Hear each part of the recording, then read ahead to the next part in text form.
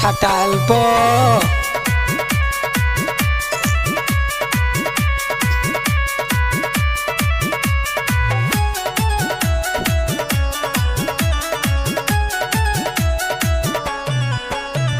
यादो जी दूधावा जे लगले ना पे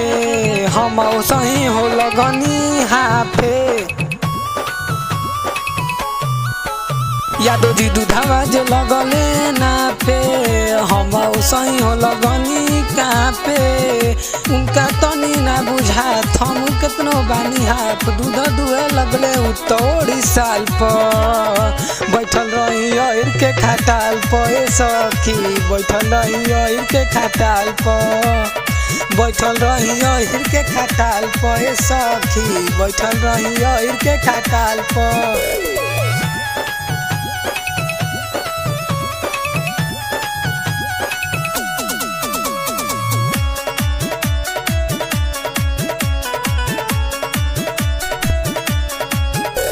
जब दूध लगले ना पे तो कह ध्यानी साफे की फेट जनी दूध में पानी हो आव धर पैसा ना बात कर ऐसा दूध पी के दहिया चमक गईले बा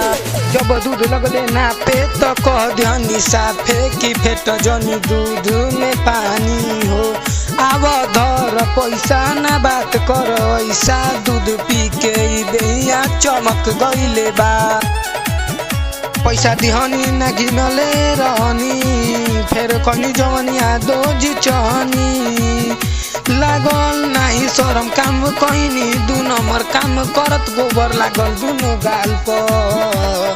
बैठल रही अहिर के खटाल पर गोरी बैठल रही अहिर के खटाल पर